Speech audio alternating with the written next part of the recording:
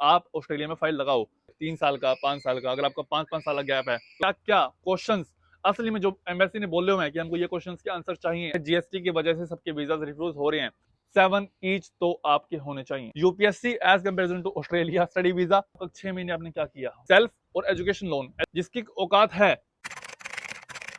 तो हाँ जी दोस्तों, वेलकम बैक फिर से एक बार द अनएक्सप्लोर्ड ऑस्ट्रेलिया सीरीज की एक और नई शानदार वीडियो में, जहां मैं डिस्कस करने वाला हूं जेन्युइन स्टूडेंट टेस्ट की सारी रिक्वायरमेंट्स को जो आपको ऑस्ट्रेलिया में स्टडी वीजा लगाने के लिए फेस करनी पड़ेंगी। रिसेंटली मैंने अभी एक वीडियो बनाई थी जहां मैंने डिस्कस किया था कि आपको प्रॉब्लम्स फेस करनी होंगी जब आप स्टडी वीजा अप्लाई करोगे 2025 के अंदर ऑस्ट्रेलिया के लिए। तो वहां पर मुझे बहुत सारे कमेंट्स मिले कि भाई आप जीएसटी के ऊपर फुल वीडियो बनाओ कि हमको जीएसटी में क्या क्या कवर करना होगा, हमको फंड्स के डॉक्यूमेंट क्या क्या दिखाने हैं, हमारे एकेडमिक्स कैसे होगा, हमारा गैप कैसे होगा, सारा कुछ मैंने आज की वीडियो में कंबाइन किया हुआ है। वन स्टॉप सॉल्यूशन आज आपको यहाँ पर मिलने वाला है। वीडियो की ड्यूरेशन थोड़ी सी लंबी हो सकती है क्योंकि मैं क्वालिटी में कॉम्प्रोमाइज नहीं करता, फालतू के बकचोदी यहाँ पर नहीं होने वाली। आज हम प्योर इन्फॉर्मेशन आपको देने वाले हैं। भाई क्या हुआ ना कि लास्ट एक साल से ना बहुत सारे रूमर्स उड़ रहे हैं, पूरे यूट्यूब पे भरा पड़ा है, पूरे हर जगह भरा पड़ा है, सारे एजेंट्स के मुंह पे की बात है, सारे स्टूडेंट्स के मुंह पे की बात है, जीएसटी जीएसटी जीएसटी जीएसटी। यार है क्या जीएसटी? जीएसटी यार इतना हवा मत बनाओ, जीएसटी कुछ नहीं है।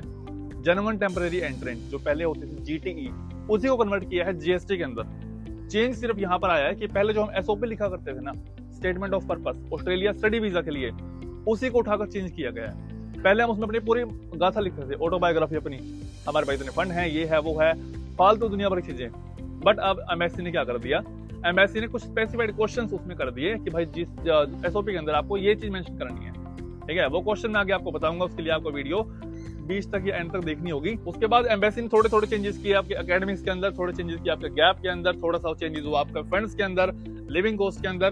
तो ओवरऑल जो आज की सिचुएशन है ना बनी हुई है, वो डर का माहौल बना हुआ है पूरी यूट्यूब के ऊपर, पूरी इंडस्ट्री के अंदर कि भाई जीएसटी की वजह से सबके वीजा रिफ्यूज हो रहे हैं। बाकी ये बात भाई सच भी है क्योंकि यार 2024 के अंदर अब तक 8 लाख फाइलें लग चुकी हैं, जिनमें सिर्फ 2.5 लाख सी सक्सेस हुई हैं। यानी कि आप देख रहे हो कि 5.5 लाख के करीब कुछ रिफ्यूजल्स हैं।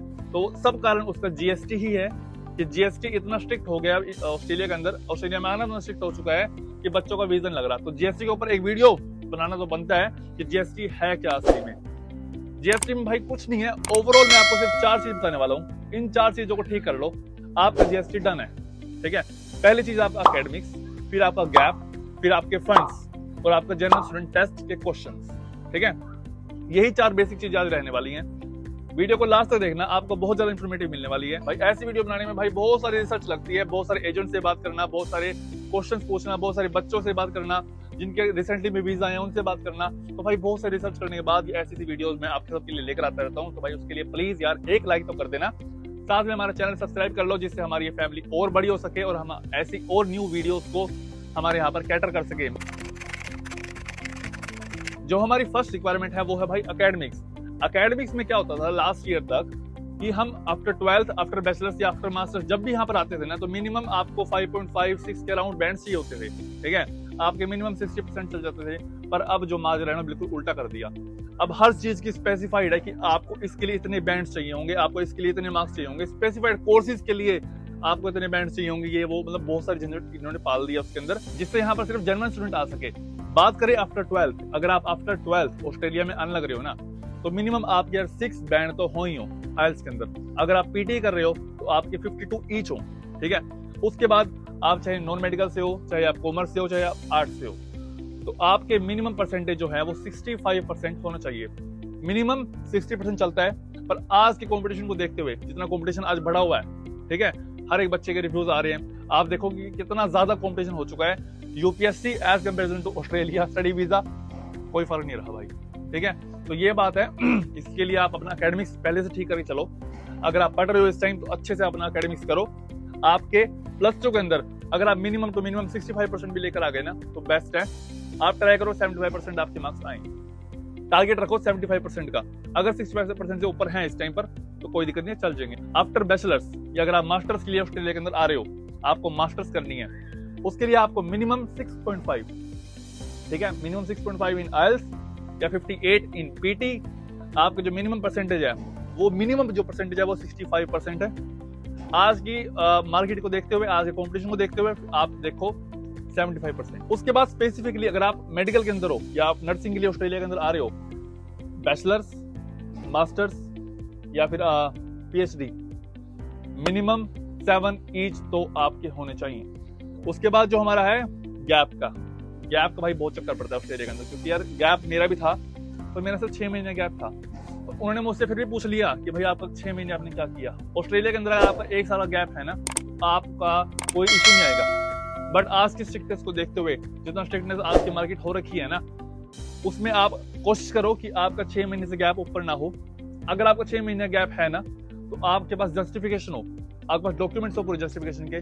मान लो कि आपने कोई एग्जाम दिया है, सपोज मैंने एग्जाम दिया था NDA का, नेशनल डिफेंस एकेडमी का, आफ्टर 12th। तो मैंने उसके, मेरे पास वो थी, क्या बोलते हैं उसको, एप्लीकेशन फॉर्म था मेरे पास। मैंने उनको वो दिखाया था कि भाई देखो मैंने एग्जाम दिया था, मुझे थोड़ा टाइम लग गया। तो वो कह रहे ऑल गुड, कोई दिक्कत नहीं है। तो अगर आपने नीट का एग्जाम दिया है, JEE का एग्जाम दिया है, या फिर आपने क्लैट जो भी होता है कॉमर्स के बाद, वो अपने एग्जाम दिए हुए, तो आप उनके एप्लीकेशन फॉर्म्स संभाल के रखो अपने पास, वो आपके बहुत ज्यादा काम आने वाले। ये सिर्फ बात है बैचलर्स के लिए, अगर आप आफ्टर 12th बैचलर्स के लिए यहाँ पर आ रहे हो। अगर आप मास्टर्स के लिए यहाँ पर आ रहे हो, तो मास्टर्स के लिए ना बहुत ज्यादा डिफरेंट चीजें होती हैं यहाँ पर। जैसे कि मान लो बैचलर्स आपने कर ली, आपने बैचलर्स की थी 3 साल पहले, फिर आपने फैमिली कंडीशन को देखते हुए, अपनी थोड़ी सी पैसे की तंगी को देखते हुए आपने जॉब स्टार्ट कर दी। अब अगर आपके पास वो जॉब पेड है इन अकाउंट, अगर आप अकाउंट में पैसे ले रहे हो अपने, ठीक है, वाइट जिसे बोलते हैं, वाइट में अगर आप पैसे ले रहे हो तो आप आ सकते हो, कोई दिक्कत नहीं। वो आपका हम पेड एक्सपीरियंस मान लेंगे उसके अंदर, जो ऑस्ट्रेलिया एम्बेसी उसको पेड एक्सपीरियंस मानने की, मतलब आपके पास एक गैप का जस्टिफाइड आंसर है कि आपने वहां पर जॉब की है। बट अगर आपने वो काम कैश में किया है ना, थोड़ी सी अपने टैक्स बचाते हुए, ये वो करते हुए, तो भाई वो फिर जस्टिफाइड नहीं होगा। अगर आपने फिर 2 साल काम किया है ना आफ्टर बैचलर्स, तो 2 साल का गैप है, वो जस्टिफाइड नहीं है, चाहे आपने काम भी किया हो। क्योंकि काम करने के लिए इनको प्रूफ चाहिए बैंक का, बैंक बैलेंस सर्टिफिकेट, और साथ में इनका प्रूफ ऑफ इनकम जो आपका एम्प्लॉयर आपको देगा। सीधी सी बात भाई ये है कि अगर आपके पास प्रूफ ऑफ गैप है, अगर आप गैप को अपने प्रूफ कर सकते हो, तो वेल एंड गुड, आप ऑस्ट्रेलिया में फाइल लगाओ। बट अगर आपका गैप का प्रूफ नहीं है आपके पास, और गैप 6 महीने से या फिर साल से ज्यादा बन रहा है, तो भाई फिर फाइल मत लगाओ, रिफ्यूज आने वाला है। और रिफ्यूज आने के बाद कोई भी आगे चांस नहीं बनते दोबारा वीजा आने के। अब भाई गैप में ना आपको बिल्कुल भी कंफ्यूज होने की जरूरत नहीं है, क्योंकि आपके भाई ने एक सोल्यूशन निकाला है इस चीज का। मैंने ना अपनी वेबसाइट के ऊपर एक आर्टिकल लिखा है, how to justify gap in Australia, या फिर आप बोल सकते हो कि how to tackle the gap in Australia, ठीक है।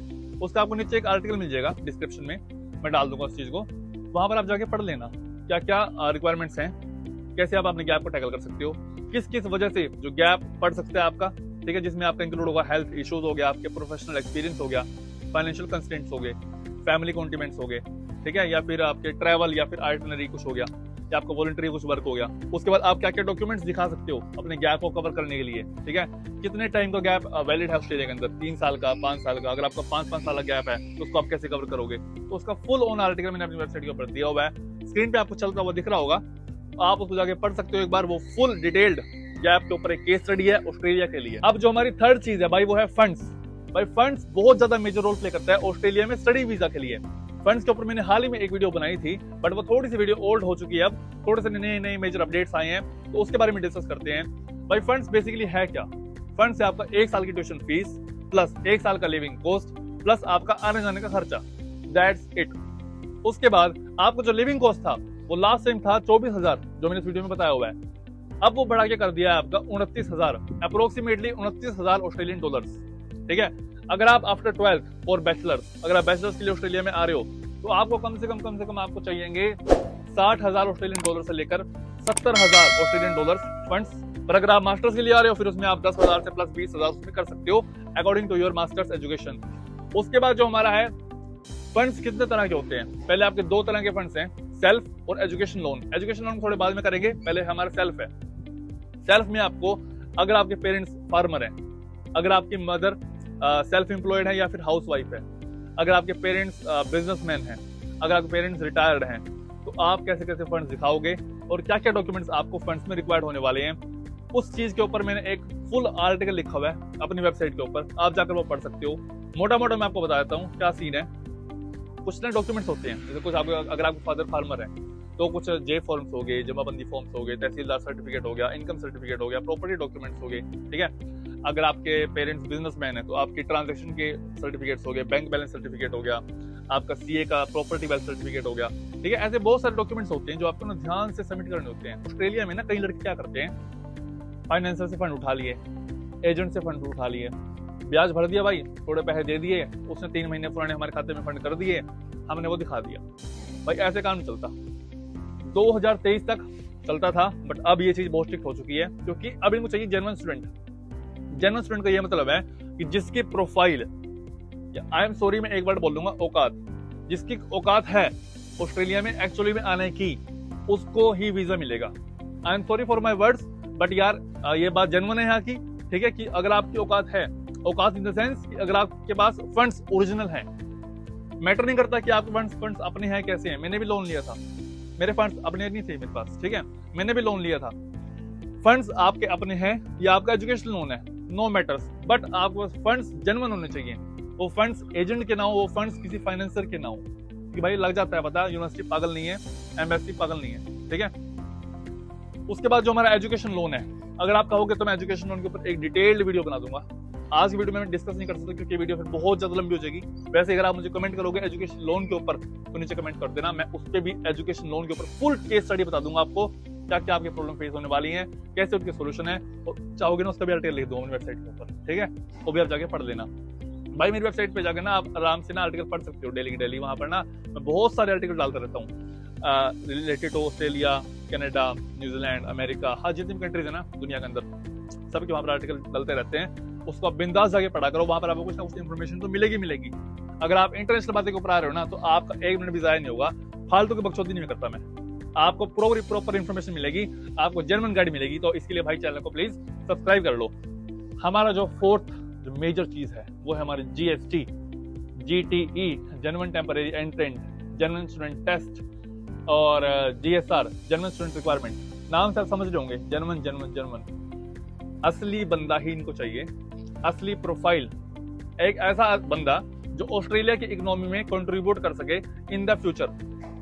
ये ऐसे बंदे को वीजा देना चाहते हैं कि जो बंदे को अगर हम वीजा दे रहे हैं ना आज, तो कल को यहाँ पर आके वो अपना कोर्स डिग्रेड ना करे, कल को अगर वो यहाँ पर आके हमारी इकोनॉमी में कुछ कंट्रीब्यूट करे, अपना बिजनेस स्टार्ट करे, कुछ काम अच्छा करे, ठीक है, हमको अच्छा टैक्स दे, हमको नई एम्प्लॉयमेंट जनरेट करे, जो हमारे बंदे हैं उनके लिए एम्प्लॉयमेंट जनरेट करे, ठीक है, या फिर आप रियल एस्टेट का काम करो यहाँ पर आके, तो इनको ऐसे बंदे चाहिए, ठीक है, जिसकी वजह से इन्होंने इतना स्ट्रिक्टनेस बढ़ाई हुई है। क्योंकि यार जो इंडिया के बच्चे हैं ना, या जो किसी भी कंट्री के बच्चे हैं, सबसे बड़ी बात उनमें ये है कि जो यूथ है ना, यूथ का माइंड जो होता है ना, वो बहुत ज्यादा क्रिएटिव होता है। तो उस क्रिएटिव माइंड को यूज करना चाहते हैं, उस क्रिएटिव माइंड को अपनी कंट्री के अंदर लेकर आना चाहते हैं एज अ जेन्युइन तरीका। उसके लिए जेन्युइन तरीका एक बस एक ही है कि आपके एकेडमिक्स अच्छे हों, आपके फंड्स अच्छे हों, आपका गैप ना हो, और साथ में आप थोड़े से क्रिएटिव हो, जिससे आपको जेन्युइन स्टूडेंट टेस्ट आपका इजीली क्लियर हो सके। मैं फालतू बकवास नहीं करूंगा कि जेन्युइन स्टूडेंट में आपको क्या क्या रिक्वायर्ड होगा। बहुत सारे यूट्यूबर बोलते हैं आपको ये चाहिए, आपको वो चाहिए, ये वो, फालतू बकवास नहीं। एक चीज ध्यान में रखो कि 100 वीडियो सुनने के बजाय ना आप एक वीडियो सुन लो ढंग से, आपको सब चीज क्लियर हो जाने वाली है कि जीएसटी में आपको क्या रिक्वायर्ड होने वाला है। मैं ऑस्ट्रेलिया होम अफेयर्स की वेबसाइट पे जाने वाला हूँ और वहां पर जाकर देखूंगा कि क्या क्या क्वेश्चंस असली में जो एम्बेसी ने बोले हुए हैं कि हमको ये क्वेश्चंस के आंसर चाहिए आप लोगों से, वो कौन से क्वेश्चन होने वाले हैं। चलो उसके बारे में बात करते हैं। फर्स्ट है हमारा give details of the applicants current circumstances. This includes tie-up with the family, community, employment and economic circumstances. Second है हमारा explain why applicant wishes to study in the course in Australia with the particular education provider. This must also explain their understanding the requirements of the intended course, studying and living in Australia. Explain how completing this course will be benefit to the applicant. Fourth है हमारा give details of any other relevant information of the applicant would like to include. इसमें basically वो पूछना चाहते हैं कि आपको Australia में क्यों आना है, सिर्फ आपको ऑस्ट्रेलिया के अंदर क्यों आना है, why not Canada, why not UK. Canada में आप बोल सकते हो कि भाई वहां पर स्कोप वगैरह नहीं है, ठीक है, काम भी नहीं है वहां पर, चलो ये बात बोलनी है, वैसे मैं वैसे बात कर रहा हूँ, ठीक है। वाई नॉट अमेरिका, सिर्फ आपने यही कोर्स को चूज किया, इसका बेसिक आंसर ये होगा कि हमारी जो स्टडी है प्रीवियस स्टडी इससे रिलेटेड है, मेरा इसमें इंटरेस्ट है, मैं ये करना चाहता हूँ। उसके बाद आपका फ्यूचर, इस कोर्स को करने के बाद आपको क्या फ्यूचर होगा, आप अपने आप को कहाँ देखते हो। लेट्स सपोज मैंने नॉन मेडिकल की है, मैंने अपना जीएसटी में अपना आईटी भरा हुआ है कि भाई मैंने आईटी वहां जाकर करनी है, और आईटी के बाद मैं अपने आप को एज अ डाटा एनालिस्ट देखूंगा। तो डाटा एनालिस्ट के लिए मुझे क्या क्या रिक्वायरमेंट होगी, उसके लिए मुझे क्या क्या करना होगा, कितने मेरे मार्क्स होने चाहिए, है, कितना मुझे पता होना चाहिए, क्या क्या और स्कोप है, मैं अपने आप को प्रमोट कैसे कर सकता हूँ, मैं अपने आप को डिजिटली ग्रो कैसे कर सकता हूँ। तो मुझे उस चीज़ के बारे में हर चीज़ डिटेल्ड इन्फॉर्मेशन पता होनी चाहिए। मैंने अपना खुद का एग्जांपल दिया क्योंकि मैंने नॉन मेडिकल के बाद IIT में भरा था, IIT मैंने डाटा एनालिस्ट भरा था, ठीक है। तो मैंने फुल उनको क्या क्या चीज़ बताई थी वो मैंने आपको बता दिया। तो भाई ये है मोटा मोटा आपका ना GST। इसके बाद आपका GST डन है, ठीक है। GST के ऊपर आई डोंट थिंक कि आपको कोई और वीडियो रिक्वायर्ड होगी इसके बाद। बाकी एजुकेशन लोन के ऊपर मैं इस वीडियो में डिस्कस नहीं कर सकता क्योंकि फिर वीडियो बहुत ज्यादा लंबी हो जाएगी। क्वालिटी मैटर करती है बट ड्यूरेशन बहुत ज्यादा मैटर करती है क्योंकि एक बच्चा बोर हो जाता है इतनी लंबी वीडियो देखकर। अगर आपको ये वीडियो अच्छी लगी है तो इस वीडियो को लाइक जरूर करना। हमारी फैमिली को और बड़ा करने के लिए भाई मुझे आप सबका सपोर्ट चाहिए, प्लीज इस चैनल को सब्सक्राइब कर दो यार। इस साल का जो हमारा टारगेट है ना वो अनअचीवेबल है शायद, क्योंकि 10,000 हमने रखा हुआ है।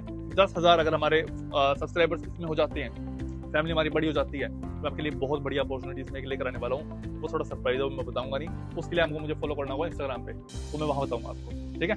एट द एंड मैं आपसे विदा लेता हूँ, तो मिलते हैं अपने नेक्स्ट वीडियो के साथ। तब तक जय श्री राम।